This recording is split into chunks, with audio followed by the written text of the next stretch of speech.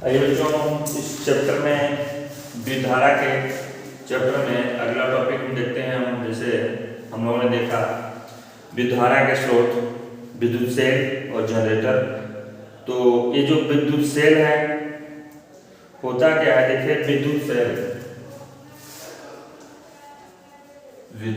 Cell क्या है। जैसे विद्युत सेल में होता क्या है कि मान लीजिए आपका कोई भी एक बर्तन हो गया, कोई भी एक बर्तन है, इस बर्तन में दो इलेक्ट्रोड लगे होते हैं। इस बर्तन में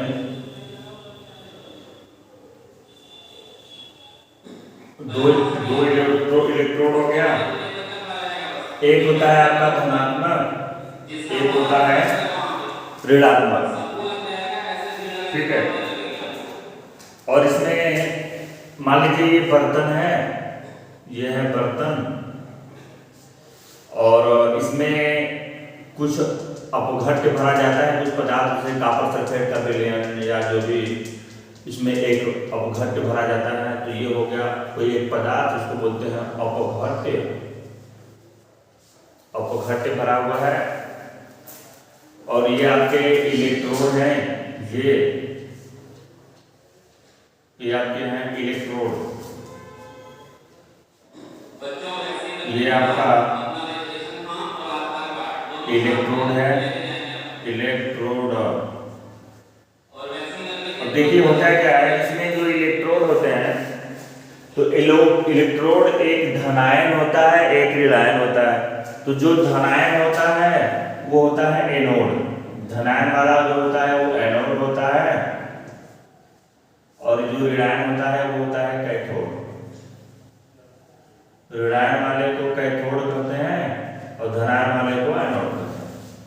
तो जैसे आपका जो सेल है, मान लीजिए इसमें कैथोड लगे होते हैं, तो आपका जो धनायन है वो एनोड का कार्य करता है, और जो ऋणायन हो वो धनायन जो है आपका वो एनोड का कार्य करता है, जो ऋणायन है वो कैथोड का कार्य करता रहता है। उसके बाद इसमें विद्युत अपघट्य पदार्थ भरे होते हैं सेल में।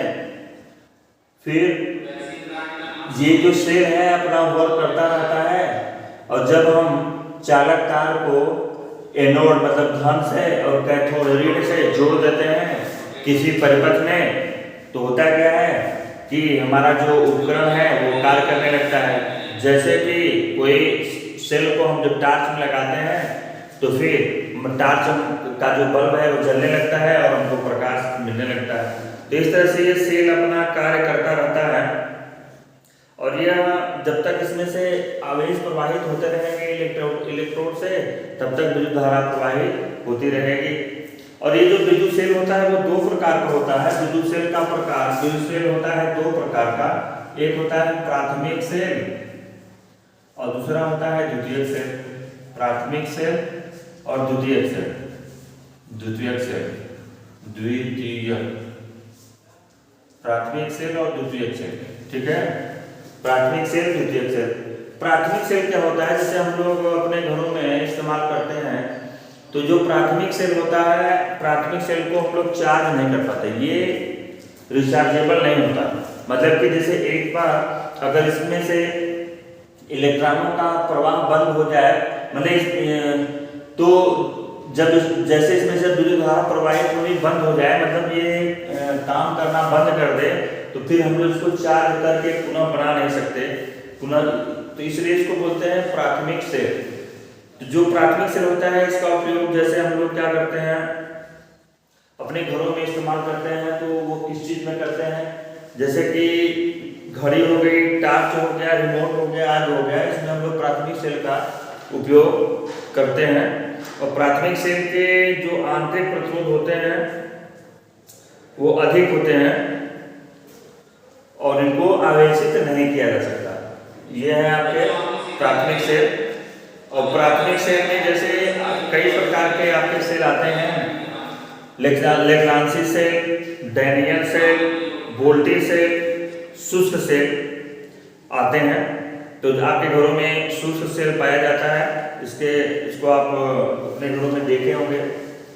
और जो सेल होता है उसमें देखे होंगे कि उसमें जैसे ऊपर जो प्लस होता है वो ध्रुव, वो धन होता है, पीतल की टोपी होती है। उसके बाद उसमें एक जस्ते का राड, जिंक का राड लगा होता है अंदर, और फिर उसके नीचे जो पेली होती है सेल की, वो रीढ़ का कार्य करती है। तो ये सेल, उसके बाद द्वितीयक सेल जो होता है, द्वितीयक सेल जिसको कि हम लोग चार्ज कर सकते हैं, पुनः आवेशित कर सकते हैं उसको चार्ज करके। जैसे गाड़ियों की जो बैटरी लगाई जाती है, गाड़ियों में बैटरी लगी होती है, वह आपकी द्वितीयक सेल में है। इनका जो प्रतिरोध होगा वो कम होगा, इनको पुनः फिर से चार्ज कर लेंगे। तो ये आपने देखा अभी प्राथमिक सेल और द्वितीयक सेल के बारे में, ठीक है।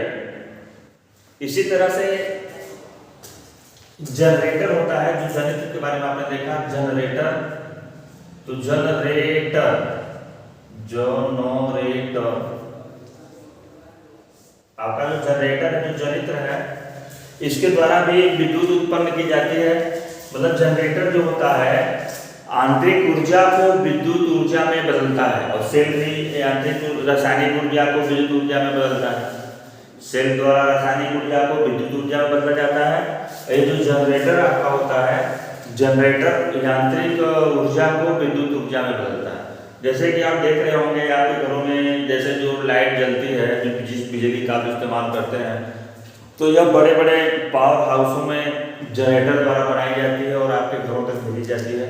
उसके साथ साथ जैसे आपके घर में पास पड़ोस में कोई फंक्शन होता है, शादी विवाह होता है, तो उसमें भी देखते हैं आपकी विद्युत धारा को प्राप्त करने के लिए, मतलब कि उपकरणों को चलाने के लिए, लाइट जलाने के लिए आप जनरेटर का इस्तेमाल करते हैं। तो उस जनरेटर द्वारा आप विद्युत ऊर्जा को प्राप्त करते हैं और अपने कार्य को करते रहते हैं। तो इस तरह से हमने देखा कि सेल और जनरेटर जो यंत्र है उसके बारे में जानकारी प्राप्त की। फिर नेक्स्ट टॉपिक में कुछ और भी देखा जाएगा उसको नेक्स्ट वीडियो में, तब तक आप तैयार कर लें।